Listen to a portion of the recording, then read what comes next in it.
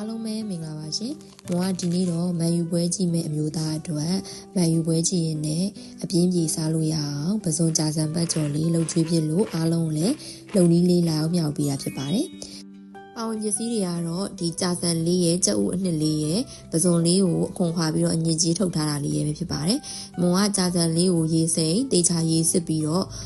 ကြက်သားမှုန်လေးနေပေးထားပါတယ်။ပစုံလည်းအခွန်ခွာအညစ်အကြေးထုတ်ပြီးတော့ကြက်သားမှုန်လေးနေထားပေးပါတယ်။နောက်ကြက်ဥအနှစ်ကိုပေါ့နော်မုံတို့တတိချာလေးခောက်ပေးလိုက်ပါမယ်။အနှစ်လေးကြည်ဝအောင်ပေါ့နော်။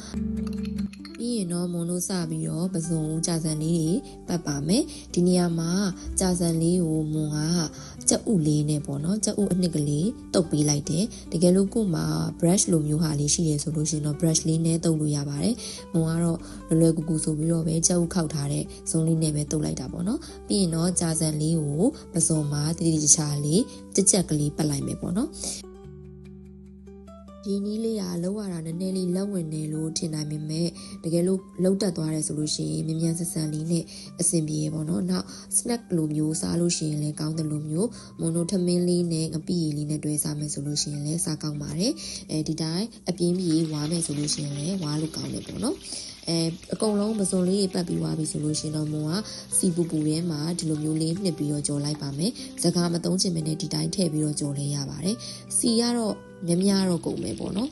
ဒီမှာမုံပြထားရဆိုရင်ဒီအိုးရဲ့တစ်ဝက်လောက်တော့စီသုံးရတယ်ဒါပေမဲ့ဒီစီကမုံတို့ပြန်ပြီးတော့စီပြန်ဟင်းနေချက်တဲ့အခါ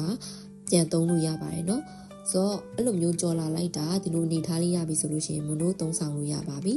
စားရတာကျွတ်ကလေးနဲ့ကြာစံသားလေးရလည်းကောင်းတယ်အရသာလည်းရှိရပေါ့နော်အဲ့တော့အပြင်းပြေကျွတ်ဝါခြင်းတဲ့သူတွေဆိုလို့ရှိရင်အိမ်မှာတနေ့မျိုးလေးနီးတိုင်းပဲကြော်စားကြည့်လို့ရပါတယ်ဗီဒီယိုလေးကိုကြည့်ပေးရတဲ့အတွက်လည်းကျေးဇူးအများကြီးတင်ပါတယ်ရှင်နောက်ဗီဒီယိုဒီမှာပြန်တွေ့ကြမယ်နော်